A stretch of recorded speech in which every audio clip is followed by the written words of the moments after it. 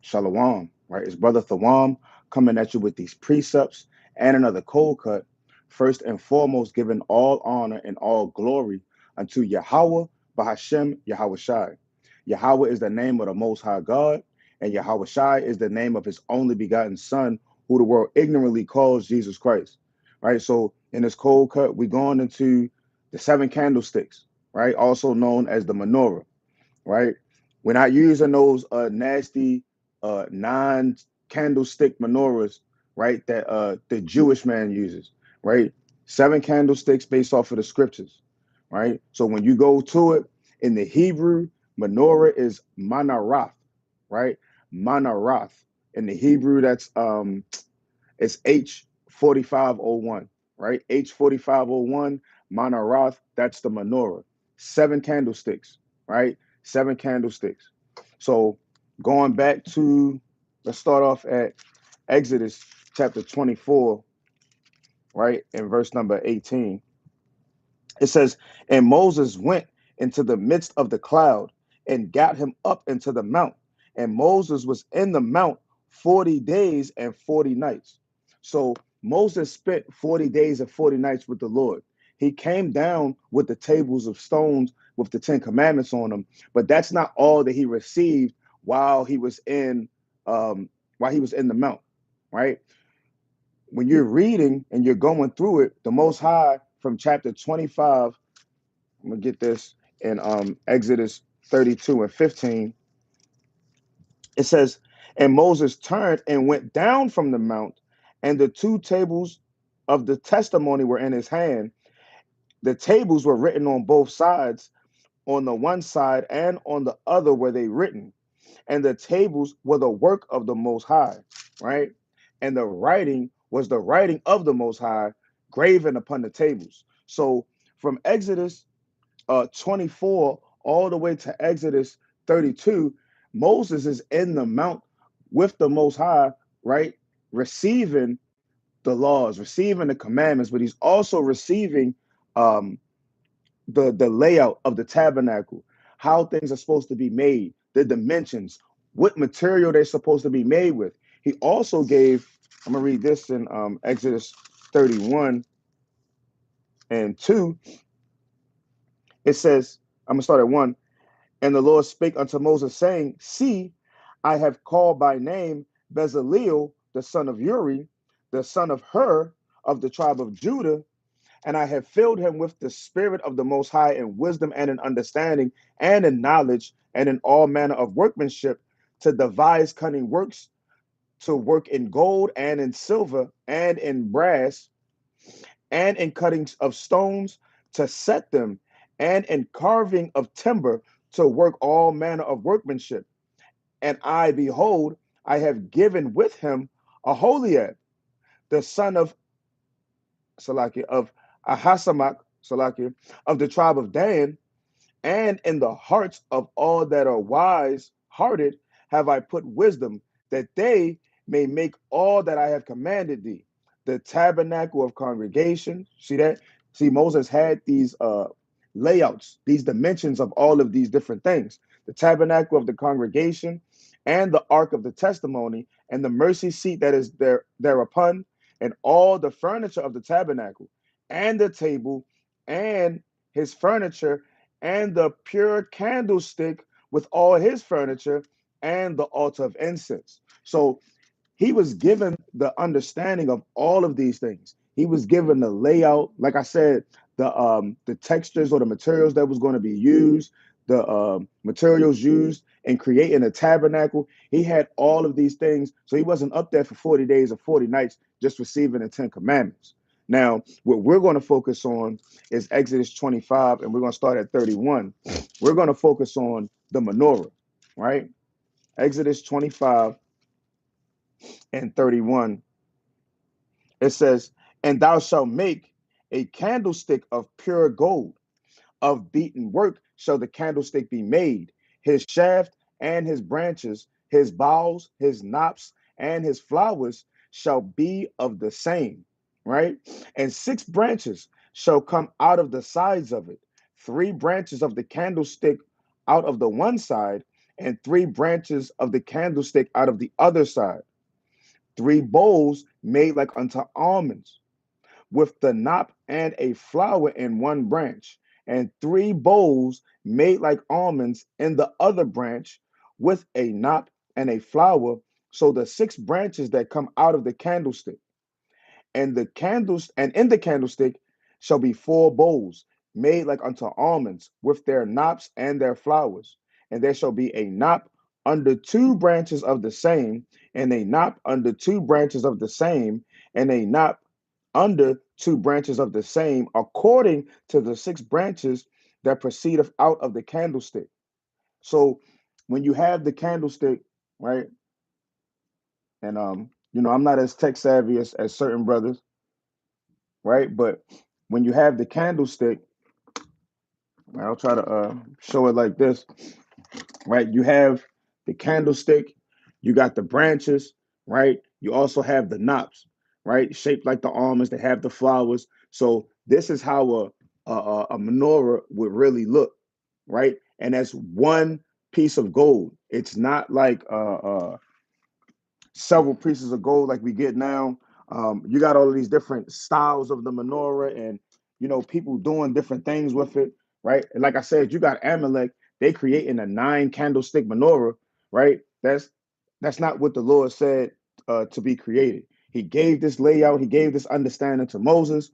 Moses gave this understanding to Bezalel and Aholiab, and they went and they put these works together, right? You also had the children of Israel, giving up their gold and their badger skins and the linens and these different things to create these things, right?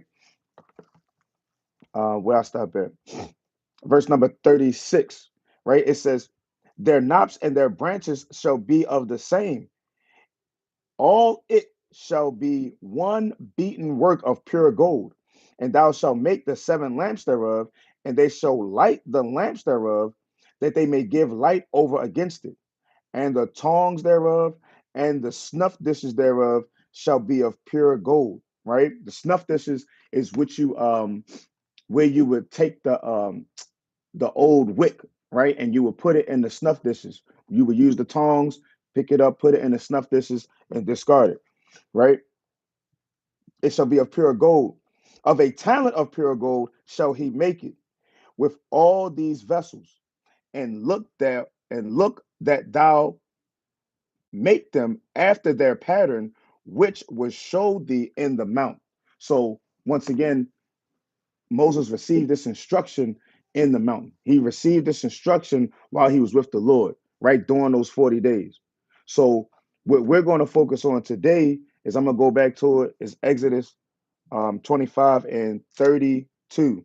It says, "And 6 branches, right, shall come out of the sides of it, 3 branches of the candlestick out of the one side, and 3 branches of the candlestick out of the other side." So that's how you get your 7 branches, right? I mean, that's how you get your 7 candlesticks. You got your one up the middle, and then you have 3 coming out on each side. 7, that's a number of completion, right? The menorah is complete, right? It's complete, and it gives a complete amount of light, having the 7 candlesticks. And it's also balanced because you have your one in the middle, and then you have 3 on each side. So we're going to go to Genesis chapter 2 and verse number 2. It says, "And on the 7th day, the Most High ended his work which he had made, and he rested on the 7th day from all his work which he had made." Meaning he completed everything in 6 days. On the 7th day, it was pure completion, right? Everything was done, everything was finished. He rested, meaning he ceased from his work, right? And like brothers always say, the Most High didn't need to take a breather. Um, let's go to Genesis 41 and 1, right? It says, "And it came to pass at the end of 2 full years that Pharaoh dreamed a dream, and behold, he stood by the river. And behold, there came up out of the river 7 well favored kind of fat flesh, and they fed in a meadow. And behold, seven other kind came up after them out of the river, ill favored and lean flesh, and stood by the other kind upon the brink of the river. And the ill favored and lean flesh kind did eat up the seven well favored and fat kind. So Pharaoh awoke, and he slept and dreamed the second time, and behold, seven ears of corn came up upon one stalk, rank and good. And behold, seven thin ears and blasted with the east wind sprung up after them. And the seven thin ears devoured the seven rank and full ears. And Pharaoh awoke, and behold, it was a dream. So, as you go through that chapter, you understand Joseph broke it down through the Spirit of the Lord that was 7 years of of the land flourishing, followed by 7 years of famine. And he devised a plan to make sure that they put up enough so that when the famine comes, they'll have enough to survive the 7 years of famine, right? But the 7 years, you had 7 years of success and the crops growing and the rain coming in the season, but then you had 7 years of dearth, 7 years of a famine, right? But during this famine, the Most High gave Joseph that wisdom to prepare properly, to be prudent, and to handle these matters in a secure fashion, right? Um, and let's get this in Leviticus 25:8, right? So we're proving that the number seven is the number of completion, right? They had a complete amount of successful years, right? And then they had a complete amount of years of the famine, right? This is Leviticus chapter 25, and I'm going to start at verse number 8. It says, "And thou shalt number 7 Sabbaths of years unto thee, 7 times 7 years, and the space of the 7 Sabbaths of years shall be unto thee 40 and 9 years." So I'm going to read it. It says, "Then shalt thou cause the trumpet of the Jubilee to sound on the 10th day of the 7th month. In the day of atonement shall ye make the trumpet sound throughout all your land." So every 7 years, you have the year of Jubilee, right? Every 7 years is the year of Jubilee. In the year of Jubilee or the day of Jubilee, it comes on the seventh month, right? On the 10th day being the day of atonement. But every 7 years, you have the year of Jubilee, right? All of your debts, all of the debts that somebody owes you, you got to forgive them, right? Any Hebrew servant you have, you got to let him go, right? Unless he wants to, continue to be your servant or she, right? Um, but that's the 7 years. Every 7 years, uh, um, these things happen, right? Even you have a land Sabbath, right? The Sabbath of rest for the land. You till the ground for 7 years, or for 6 years, and the seventh year you let it rest, right? You let it rest. So seven, that's that number of completion, right? And I'll get these two as well. And Revelation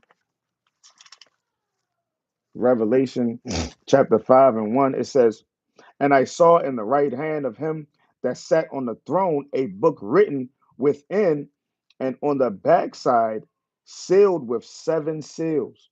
Right? So you got seven seals. Then you also have Revelation 15:7. Right? You also have, watch this, "And one of the four beasts gave unto the seven angels seven golden vials full of the wrath of the Most High, who live forever and ever." So you have seven seals that are being unlocked, right, as time is going on, right? Then you also have seven vials of wrath and judgment that are going to be poured out on the inhabitants of the earth. So, that's just solidifying that seven is a number of completion. You have complete light when it comes to the menorah. So, that's going to be on another topic. But hey, you want your light to shine, right? I'll get this real quick. And Matthew chapter 5, right? Matthew chapter 5 and verse number 14. The Lord says, "Ye are the light of the world. A city that is set on a hill cannot be hid. Neither do men light a candle and put it under a bushel, but on a candlestick, and it giveth light unto all that are in the house. Let your light so shine before men that they may see your good works and glorify your Father which is in heaven. So the menorah has that complete amount of light, right? And as you read, you understand that Yahweh Shai, he's in the midst of the seven candlesticks, right? He's the middle, he's the centerpiece. And you have your three branches on the right, you have your three branches on the left.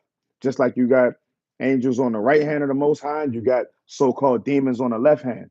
So the menorah itself is balanced. So us being people of the Most High, being the Israelites, we want to be balanced, right? You don't want to be too far in any direction, right? But I'll break it down through the Spirit of the Lord. This is Proverbs 11:1. It says, "A false balance is abomination to the Lord, but a just weight is his delight." Right? A just weight, a false balance is an abomination to the Most High. Right? The Most High don't want you to be uh, uh, over righteous, but He don't want you to be wicked. He don't want you to do too much on one hand. You got to have a proper balance, right? You want to make sure you got your rest, but you also want to make sure you're putting in work, right? You want to have love for your people, but you can have hatred for your enemies. There's a balance in everything when it comes to the Most High. You don't want to be unjustly balanced. Proverbs chapter 20 and verse number 23, diverse weights are an abomination unto the Lord, and a false balance is not good. So you want to have a righteous balance, right? And the Lord even said that in the law in Leviticus 19 and 35. He says, "Ye shall do no unrighteousness in judgment, in meat yard, in weight, or in measure. Just balances, just weights, a just ephah, and a just hin shall ye have. I am Yahweh, your God, which brought you out of the land of Egypt." So everything has to be weighed in a balance. Everything has to be just. So uh, um, when it comes to lands and markings of the lands, it has to be just. It has to be set right, set up in justice. Um, when it comes to weighing things, when you got your grains weighing against your shekels, it got to be all weighed in a balance, and it got to be a just balance. And you don't want to be a respecter of person where you give this man because he has the nice clothing on or he seems like somebody, you giving him more than you giving the person that doesn't have as much. That's a improper balance. That's a respect of person, and the Lord doesn't like that. Because when you have a respect of a person, you're unbalanced. They're both Israelites. They're both men or women of the Lord, but you're treating him with so much regard and you're treating him less than. But this person could be more in the spirit than the man that has all of the money or the gold or whatever the case is. So, yeah, you want to have that just balance, right? Ecclesiastes 7 and 16, right? Let's go to Ecclesiastes. Select Ecclesiastes chapter 7 and verse number 16. The Lord says, "Be not righteous over much, neither make thyself over wise. Why shouldest thou destroy thyself?" So you don't want to be over, you don't want to just be that super righteous Hebrew and you kind of just doing the most, right? And yeah, you're doing things pertaining to the law, and yeah, you may do things pertaining to faith, but you don't want to be over righteous to the point where you're overthrowing yourself, right? Examples: if you're at camp and you see somebody just, I mean, walking up the block and they damn just shooting off at random people, I mean, laying people down. You don't want to be the Lord got me, and you just stand there. No, brothers, get out of there. Preserve your life. Don't just stand there and become victims just because you want to be over righteous. That's that over righteousness, right? Your bills are due. You don't have a job, and instead of you going out to try to make something happen, you just say, "I got faith that the Lord going to take care of me. The Lord's going to take care of me." You overthrowing your household. You got kids. You got bills. You got light bills. You got stuff that you got to do. So you got to get up and make things happen, right? Trade, do something, buy, sell, hit the not the flea market, the not the thrift store. What's it called? The pawn shops. Hit the pawn shops. Do what you got to do so that you can, you know, have some type of revenue or income to provide for your family. Don't just sit around and not do anything, right? So you don't want to be righteous, right? You don't want to be righteous over much, right? Verse number 17. Be not over much wicked, neither be thou foolish. Why shouldest thou die before thy time? Right? And you don't want to be the person that the all you listen to is just worldly music. You don't listen to no truth music. I mean, you don't even listen to damn 90s R&B. You just listening to straight ratchet, nasty music, lewd music, murder your brother music, commit adultery music. That's all you want to listen to all day long. Hey, you're allowing spirits to be on you, right? You don't want to be over much wickedness. You don't want to be hanging out with people and all they do is smoke weed. You want to be hanging out with people and all they want to do is catch a lick, right? They're just trying to rob people all day long. You don't want to be around people like that. You don't want to put yourself in a position where you're over much wickedness, because then you'll become a fool in the sight of the Lord, and then you'll put yourself in the position to be judged by the Most High, right? So it's a balance. You want to have a balance, right? It's okay to have your pastime. It's okay to, watch a movie. It's okay to, you know, listen to music, right? These things you got to do in moderation. But it's also beautiful for you to read, study, pray, fast, right? Do these things by yourself and with your family, right? That's what you got to have a righteous balance, right? Because the Lord said this too. 2 Timothy, right, 2:15, right? 2 Timothy 2:15. The Lord says, "Study to show thyself approved unto the Most High, a workman that needeth not to be ashamed, rightly dividing the word of truth." So he's telling you to study. You have to study. You got to study. You got to go into these precepts. You got to go into these accounts, right, brothers? Geography, prophecy. You have to do these things. You got to do these things. Study to show yourself approved, right? Now, at the same time, what the Lord say, Ecclesiastes 12:12. And further by these, my son, be admonished of making many books, there is no end, and much study is weariness of the flesh. You see that? So you have to have that balance. You got to study to show yourself approved, but too much studying, and it's going to weary your flesh, right? And I was talking to a brother last night, and I'm like, you got to pace yourself in this truth. You can see a brother that may wax mighty in this thing, and you want to aspire to be like him, and it's like, I understand it, and that's it's a beautiful spirit in the sense of you want to do better for yourself, but you want to be the best version of you that you can be. Brothers can't be. Every brother's not going to be, like the brother Naquam, or every brother's not going to be like, the brother Joel. Every brother's not going to be like these men that you see, you know, teaching mightily and bringing out these different accounts and history. Everybody's not going to be like that. So you have to run your race. So you got to study, but you don't want to overstudy, and that way, and then you eat so much of the word that you're vomiting what you were studying, and now you can't retain nothing that you studied because you did too much. You got to have the balance. It's got to be a balance. You study, you give yourself some rest, you let your brain kind of reset, and then you get back into it. So you got to have that balance. The menorah got the three candlesticks on one side, it got the three candlesticks on the other side. It's balanced and it's complete, right? We go to Ecclesiastes chapter 3, right? Ecclesiastes chapter 3, and I'm gonna just read it straight through. Ecclesiastes 3:1.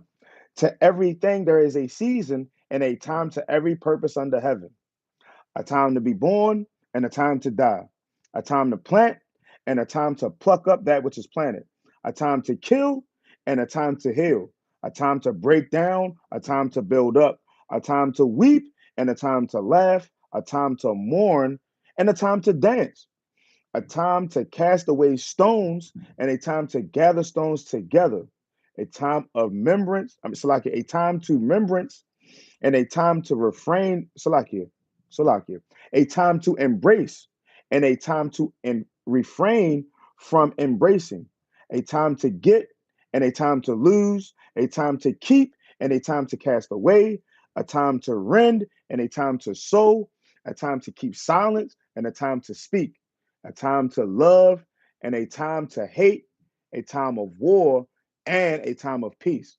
It's everything is all in a balance. There's a time and a season for everything, right? And that's why, Christianity gets so choked up because they don't know that we're in a time of war. A lot of them don't realize that we're in a time of war. They think we're in a time of peace. It's a time to kick back and relax, right? The only war is you fighting your demons. No, it's more wars going on, right? There's more wars going on. There's spiritual wars going on. There's physical wars going on. It's a time for war.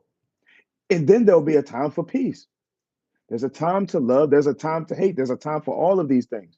So we have to weigh it all in a balance using wisdom, knowledge, understanding, right? Using the discernment that the Most High has given you to know when to apply what. But you have to have all of it in you. I tell people, I used to tell people all the time. I said, being in this truth, it make me. I feel angry, but I'm also joyous, right? I feel sad about my people, but I also feel hopeful. You know what I'm saying? I feel less than as a man, but then I also feel like I'm a king and I'm a god on the earth. I feel like I don't know nothing, but then I feel like at times I have understanding of certain things. It's a balance, and you can feel. I mean, I say I feel these things kind of all the time at once. So through that discernment, that discretion that the Most High has given us, we got to know when to move on what. Because sometimes it's a time to hold your peace, but sometimes it's a time to throw them hands, right? Sometimes it's a time for peace, and you just, all right, man, you got it. And then sometimes it's times that, hey, man, what you doing? And you kind of got to get in there. And you got to do what you got to do. But discernment, right? The Spirit of the Most High is going to guide you and direct you. If you're cleaving unto Him, right? Not doing your own thing, right? I'll bring this out too. First John, First John, chapter 4 and verse number 8. It says, "He that loveth not knoweth not the Most High, for God is love." Christians love that verse. God is love. God is love. And we Israelites, any Israelite that's in this thing, they don't disagree with that. God is love. Exodus 15 and 3. The Lord is a man of war. Yahweh is his name. So, okay, he's love, but he's also a man of war. Okay, love encompasses mercy, right? Love is grace. Love provides. Love comforts. Love is you read about love and charity, right? In 1 Corinthians chapter 12, right? So God is love. The Most High is love. The Most High is also a man of war. What happens at war? People are getting damn thrust through, heads chopped off, arrows going through people. It's a lot going on at war. Wives being ravished and children being dashed into pieces on the stones. There's a lot that goes on at war. It's a lot of destruction that happens at war. See, and a lot of people, a lot of Christians, they have a misconception of who the Most High is. They just see white Jesus, Caesar Borgia, and they read God is love, and they just leave it at that, knowing they don't know that that's an improper balance with the Most High. That's the improper balance for you to think that God is just all love when He's love and He's the man of war. He can make peace and evil, right? He does all of these things. So we have to know that. You have to know that, right? Let me get Proverbs, right? Proverbs chapter 3 and 16, right? Proverbs 3 and 16. It says, "Length of days is in her right hand, and in her left hand riches and honor." So this is speaking about wisdom, right? Wisdom is perfectly balanced. Wisdom has in her right hand, right, the length of days, right? And in her left hand, she has the riches and honor. So once again, Everything when it comes to the Most High, there's a balance, right? You gotta walk that tightrope. You gotta have that balance. You gotta have a little bit of weight on this side. You gotta have a little bit of weight on that side. You don't want to be over righteous and overthrow yourself, but you don't want to be over a lot of wickedness and have judgments that come upon you and destroy you, right? Job chapter 23 and verse number 9, right? Job 23 and 9, it says, on the left hand where he doth work, but I cannot behold him. He hideth himself on the right hand that I cannot see him. Hey, on that left hand, hey, the Most High do work, right? And if that's another aspect of being balanced with the Most High, because if you're caught on the left hand, you can get judged, right? You can get chopped down, right? You can get hewn down by the Lord, right? But he says he's hide on the right hand. That's the righteousness. That's where you want to go seek and search and find him at. It's on the right side, in righteousness, right? The Most High sends evil angels among men. He also sends righteous spirits among men. So, you know, First Samuel, ask Saul. Saul, the Most High removed the spirit of the Lord from Saul, and it gave him an evil spirit, that jealousy and wrathful spirit for him to want to kill David. I mean, to the point where he was pursuing him, trying to kill him. You don't want to be caught. You don't want to be caught like that. You don't want the Most High to take the righteous spirits from you and then give you the evil spirits, right? Because when these things happen, hey, let me see. Let me get this in Matthew 12. Is that what I want? Matthew 12 and 43. When the unclean spirit is gone out of a man, he walketh through dry places, seeking rest and findeth none. Hey, so a brother or a sister, they may pray or fast to get rid of a spirit.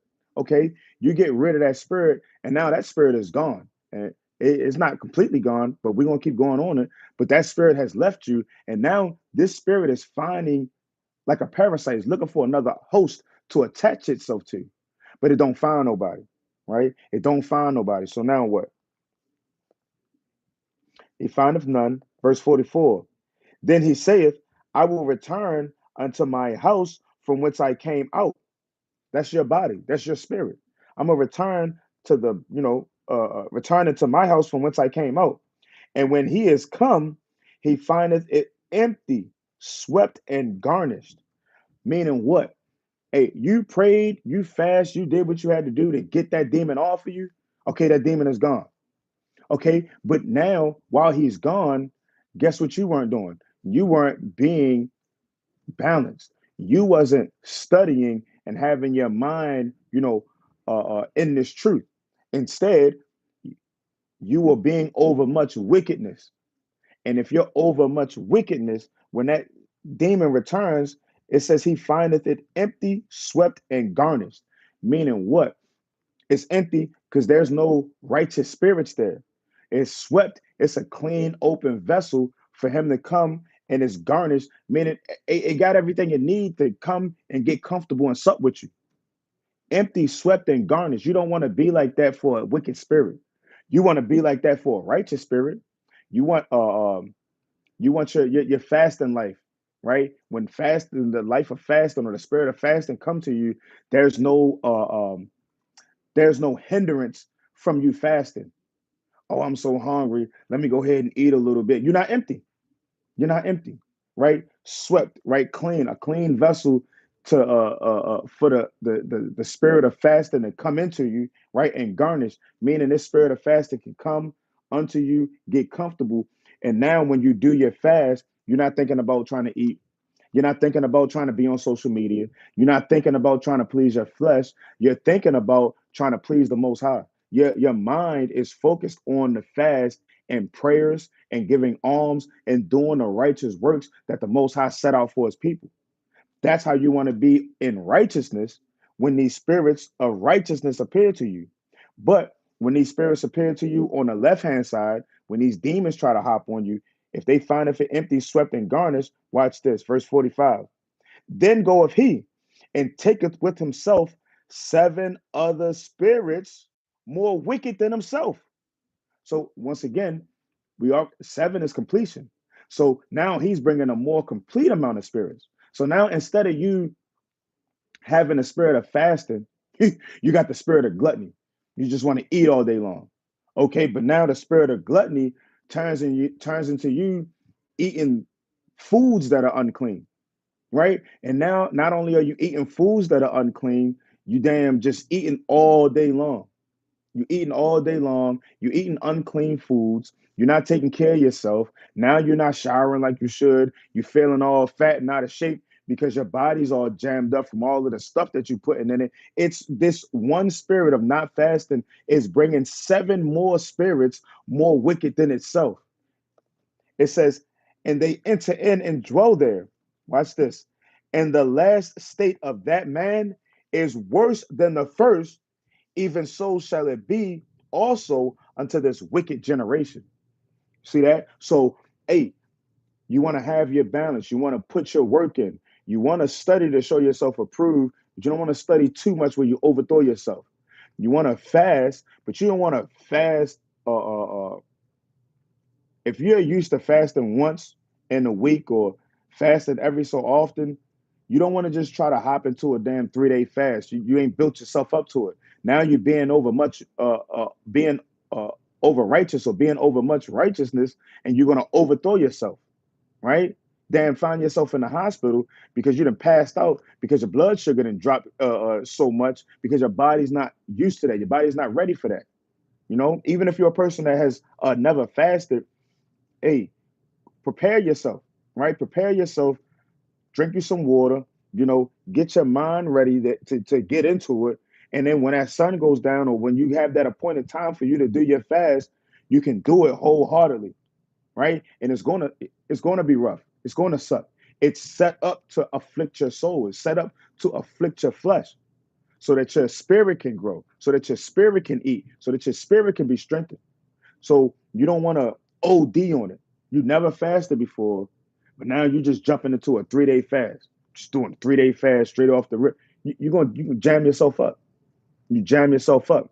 So have a proper balance. That's why you know as you increase in this truth, you want to increase. You know you want to increase in your steps. You don't want to just try to shoot up, right? You don't want to just try to shoot up because if you shoot up, uh, uh, you shoot up, but you might not be deeply rooted. You want to take the time that as you grow, you're getting rooted. You want your root to be in the, in the ground. See that? This is Matthew chapter 13. I'm gonna get straight to the point. Matthew 13 and 5. It says, "Some fell upon stony places," right? Talking about the sower, right? Sowing the word, sowing the seeds. Some of these seeds, it says, some fell upon stony places where they had not much earth, and forthwith they sprung up because they had no deepness of earth. You see that? You don't want to be that person that springs up and you memorizing all of these precepts, but you don't have no deepness of earth, meaning you're not examining yourself, you're not cleansing your spirit of the wicked spirits that you have. So that's a that's an improper balance of you gaining knowledge, but then not applying the wisdom and repentance of the to the Most High. You're gaining wisdom and you're understanding these deep dark parables and you're understanding these breakdowns, but you're not uh, uh, keeping the Sabbath day holy, right? You're not wearing your fringes when you walk out the house, right? Sisters are not putting their dresses on and their hair wraps on when they pray, right? Brothers got their damn hoodies on and trying to read the scriptures and throw up prayers, right? That's an improper balance. I seen it's a page, and I feel conflicted when I see it, but it's Jake. It's a bunch of Jakes, and they're sitting around and they're having these deep talks about the Bible, right? But is weed being rolled up, and I'm not sure if they had liquor or not, but they're talking about the Bible, but they smoking weed. And me as a man, I'm like, I'm glad that they're having the conversation. I'm glad that they're putting their foot forth to try to understand, the Most High, try to understand the scriptures. But at the same time, it's just like, come on, yo, put the stop smoking, right? These are the type of people that can shoot up, but they don't have no depth within themselves because you're learning about the scriptures, but you're not taking the time to get rid of your demons. You're not taking time to cleanse your spirit. You're not taking time to clean the temple that the Most High gave you. Stop getting the tattoos. Stop smoking weed. Stop overly drinking. Stop fornicating. You're not taking the time to put these things into play, right? Don't be a man pleaser, right? Worry about repentance and setting your house in order. These are the things that you're supposed to be doing without. These are the things you're supposed to be doing when nobody's around. It's just you, the Most High, and possibly your family. You're supposed to be putting that work in. Don't be that person that shoot up in the sight of men, but you ain't got no depthness. Verse 6, and when the sun was up, they scorched, and because they had no root, they withered away.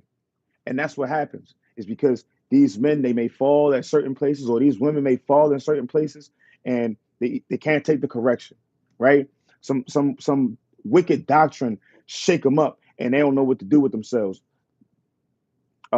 They can't shake off that demon that they should have shook off 2 years ago. You know what I'm saying? They can't, just get right. That's the improper balance. You want to have balance when it comes to, being in His truth and dealing with the Most High. Right?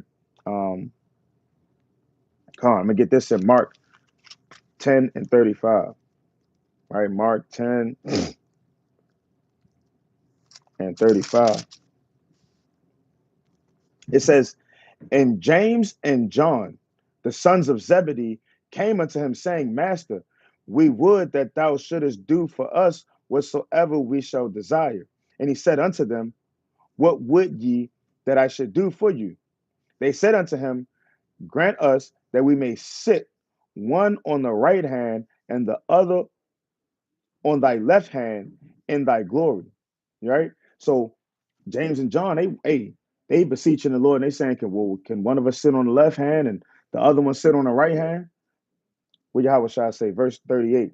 But Yahweh Shai said unto them, ye know not what ye ask. Can ye drink of the cup that I drink of and be baptized with the baptism that I'm baptized with? Right? Can you deal with the harshness of being in this truth? Can you deal with being put to death for the name of Yahweh? Right? Can you deal with these things? That's what drinking of the cup and being baptized is speaking on. Verse 39. And they said unto him, we can. And Yahweh Shai said unto them, ye shall indeed drink of the cup that I drink of, and with the baptism that I'm baptized, withal shall ye be baptized. But to sit on my right hand and on my left is not mine to give, but it shall be given to them for whom it is prepared. So, they want to sit on the right, but they don't really know what it means to sit on the right and the left hand of Yahweh Shai, right? Of Yahweh by Hashem Yahweh Shai. Because to be on the right hand, like we read in Job 23, and he hides on the right hand, right? He's in righteousness. But then to be on the left hand, you'll get caught up in that judgment. You'll get caught up in that work. And that's not, where you want to be at. You want to be in that proper balance, but you want to be on the right hand of the Most High, right? You want to be on the right hand of the Most High, right?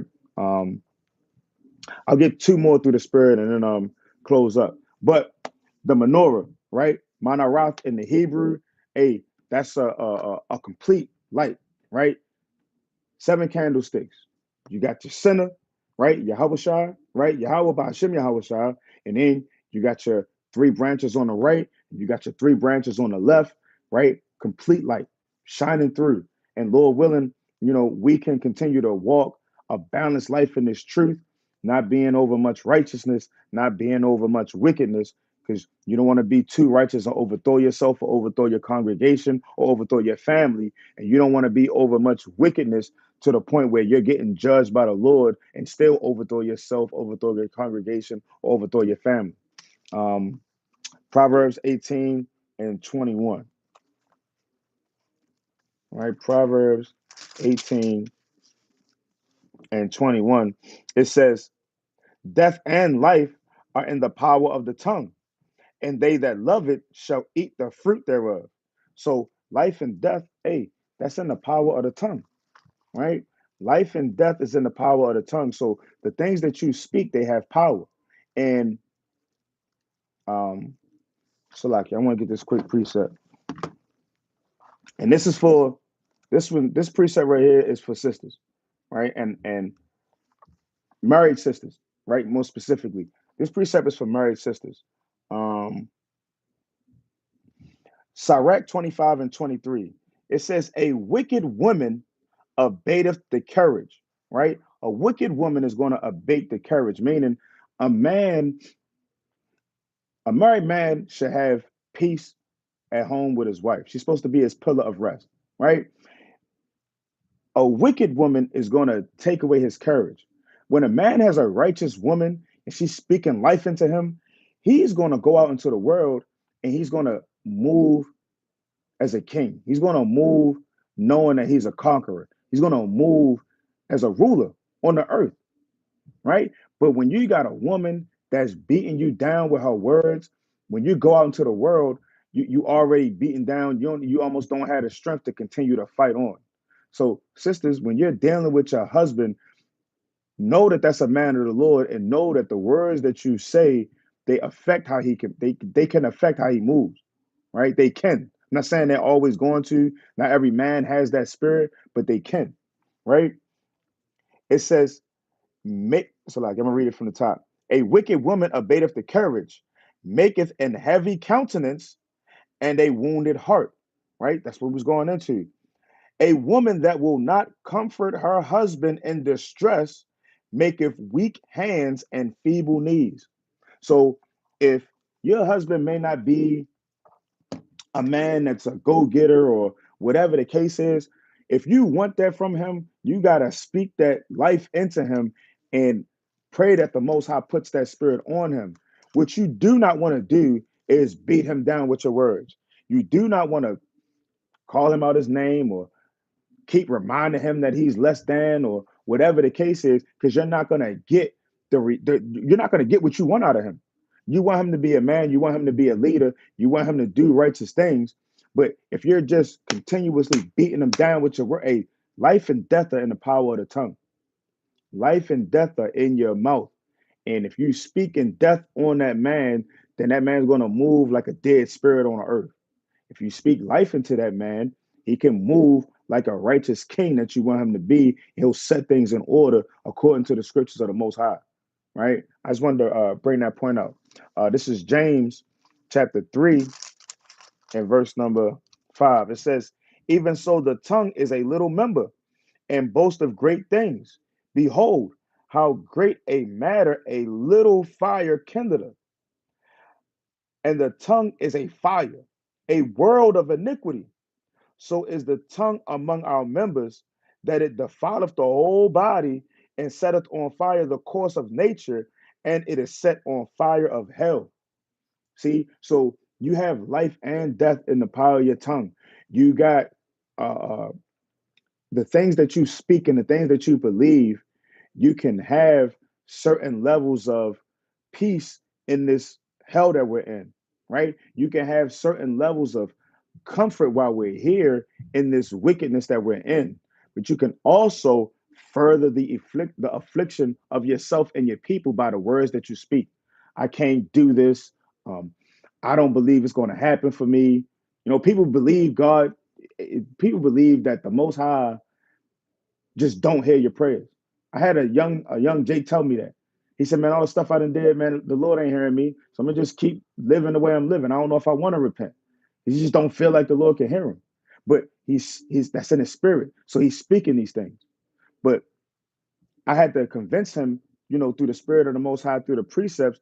Hey, man, look, if you turn away from that sin, if you repent from that sin, and you ask the Most High to forgive you, and you start walking in righteousness, you too can have an opportunity to get the kingdom of heaven. There's nothing too hard from the Most High. Most High is his arm isn't slack that he can't save you. His arm isn't short, right? His arm isn't weak. He don't have that take my strong hand. It's not That's not the Lord, right? The Lord can save you no matter what situation you're in, no matter how far you think you're gone. Hey, the Lord can bring you back. And it don't matter if you're in a congregation or not in a congregation. You would want to be in a congregation, but if you committed some wicked atrocity and you got kicked out of your congregation, hey man, keep going, keep pushing these laws, these commandments, these statutes. Keep pushing faith in Yahweh Shai. Keep doing it, because just because you may not be around those same brothers that you got cast away by men, that don't mean that the Lord cast you away. But if you, you know, if whatever congregation you're with, you did something and they had to remove you from the body, hey man, keep serving the Lord.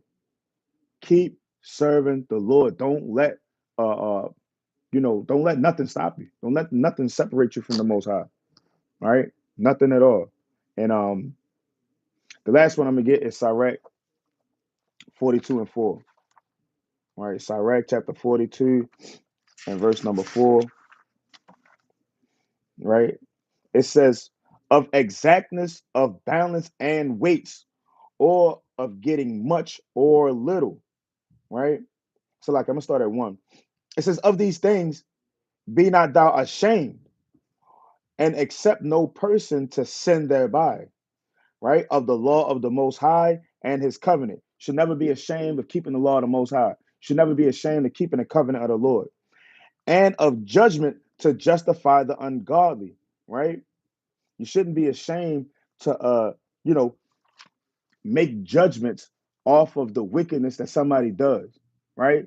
Unless you're being a hypocrite. But other than that, you shouldn't be ashamed to justify or speak judgment that the wicked are doing. Verse 3, of reckoning with thy partners and travelers, right? So if there's an art between you and somebody you may labor with or somebody you're traveling with, don't be ashamed to humble yourself and try to get y'all back on good terms, right? Or of the gift of the heritage of friends, right? So don't be ashamed of your friends that you have, right?